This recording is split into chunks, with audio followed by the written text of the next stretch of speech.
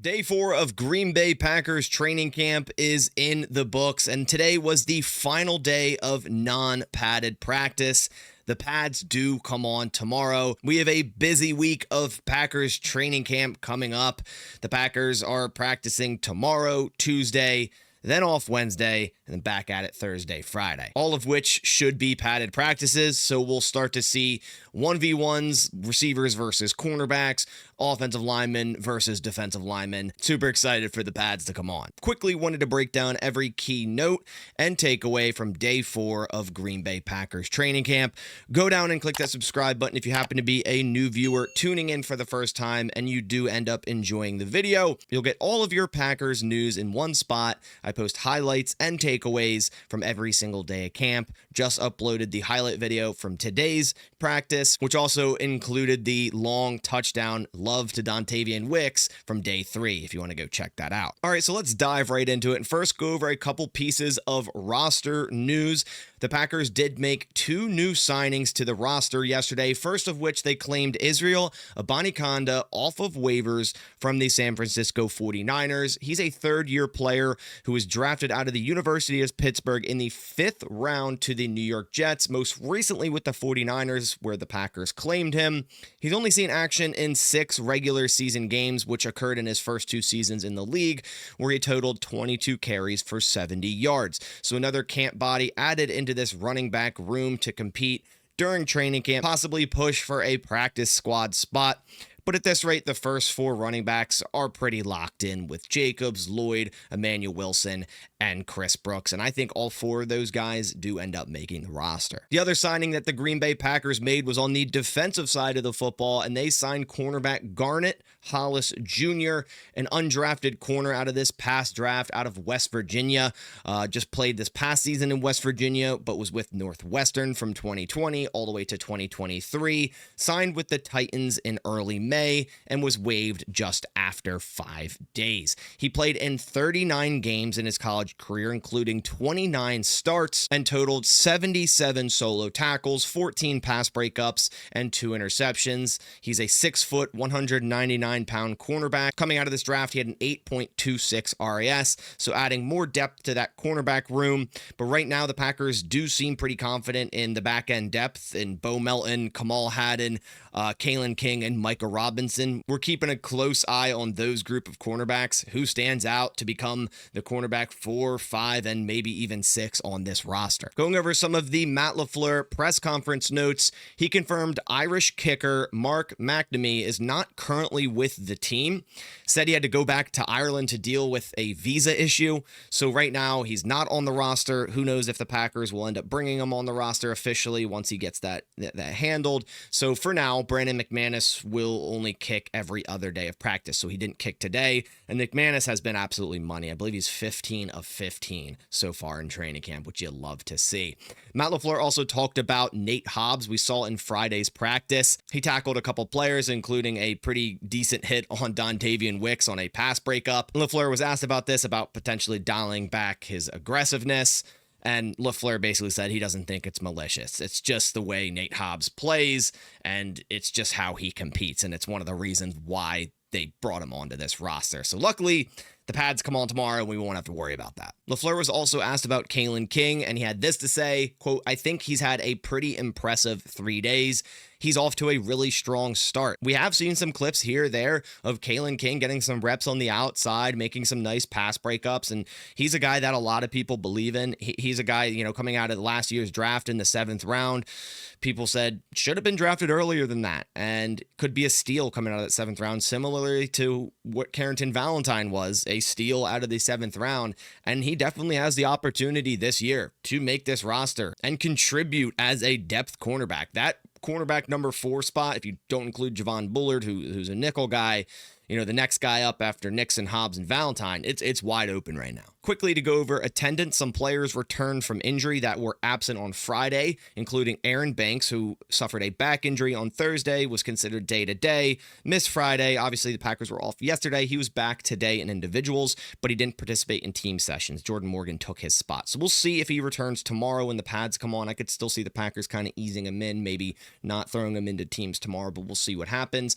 Amar Johnson also returned from hamstring. So in essence, there's two new running backs into the room with Amar Johnson returning from injury and the signing of Israel Abanikanda.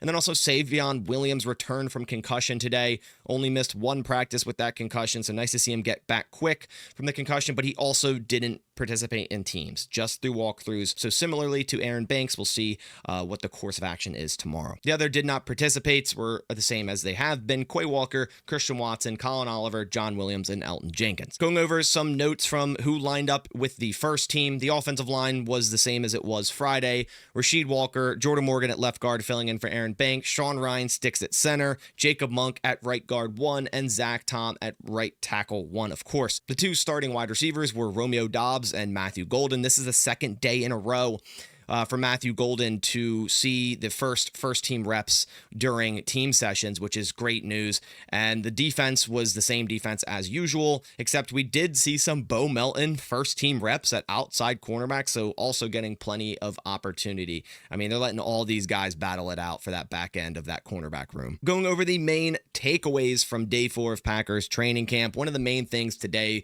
is that it was a great day for rookie wide receiver Matthew Golden, and overall it's been a great camp. It's been as advertised, a first round rookie wide receiver coming into the building, getting plenty of opportunity and showcasing his talents. He continues to impress. He had a pair of touchdowns today, which included a slant route from Malik Willis where he beat Gregory Jr. across the middle. Also a crosser route from Jordan Love with the first team where he beat Carrington Valentine for a touchdown.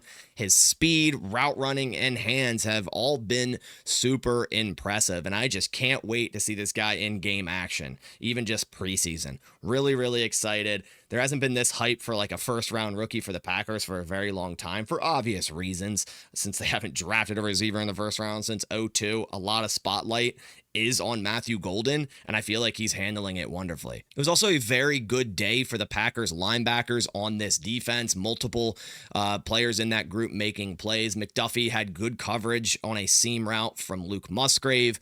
Edgerrin Cooper did more Edgerrin Cooper things, shot through the offensive line for a would-be tackle for loss. Hopper had an interception on Jordan Love, which is great to see. I want to see more Tyron Hopper in the first-team defense making plays. It was because the defense did a good job disguising coverage, and the defense has been doing a really good job through camp so far at confusing the offense, which is great to see from Jeff Hafley. Kamal Haddon also had a really nice pass breakup at the goal line versus Romeo Doubs, so also seeing some first team reps there. Seems like right now Kamal Haddon is that next cornerback up, that cornerback number 4, and then it's between, Bo Melton, Michael Robinson, and Kalen King kind of fighting for that cornerback 5 spot right now, in my opinion. Lucas Van Ness also beat Rasheed Walker for a would-be sack. We've been hearing his name more and more the past couple of days, and hopefully we see that continue when the pads come on tomorrow. If you watch the Dontavian Wicks touchdown play from Friday, there's instant pressure from Lucas Van Ness against Rasheed Walker. So LVN has kind of had Rasheed Walker's number the past couple of days, which you'll love to see. Running back Marshawn Lloyd has still really been in the lead for running back 2 so far. He looks really shifty out there, and he had a nice touchdown on a draw play today. So the Packers clearly like what they see from second-year player Marshawn Lloyd, who they drafted in the 3rd round the year prior. Third-team center Trey Hill continues to struggle pretty heavily throughout training camp. He had another bad snap today. I think every day of practice he's had a bad snap. Today had one that went right over Malik Willis's head, and I probably wouldn't expect Trey Hill to be on this roster much longer. It just hasn't really worked out at that center position. Then to wrap things up, Love finished his 2-minute drill with a really nice touchdown pass to Tucker Kraft, and it was an even better play by Tucker Kraft, who simply just boxed out Evan Williams and went up and snagged that thing out of the air for a touchdown. And then to wrap up practice overall, the third team had the 2-minute drill, and it ended with 2 really nice back-to-back catches from Sam Brown. The first one just short of the goal line, and then right back to him for a touchdown from Sean Clifford. But overall, at the end of practice, both offense and defense ended the practice with push-ups, which is something we usually don't see. It's one or the other. So I guess you would consider today's practice to end in a tie. The offense did some good things, as did the defense. So those are all the key notes and takeaways we have from day 4 of Green Bay Packers training camp. Expect things to ramp up pretty heavily tomorrow and have a lot more insight, a lot more notes, hopefully some good footage of 1v1s of those sort of things. Receivers going at it with the cornerbacks, really start to test these cornerbacks, see these rookie receivers in more action. And then, of course, the guys in the trenches. I mean, that's a huge thing for the Pads when they come on, is the guys in the trenches to really start showcasing, what their abilities are on that defensive line, how this offensive line starts to shape out. So really excited for Pads tomorrow. Be on the lookout for all the content for the rest of the week of training camp. You'll find it all here on this channel. But I really appreciate you guys coming by. I'll catch you on the next one. And as always, go Pack Go.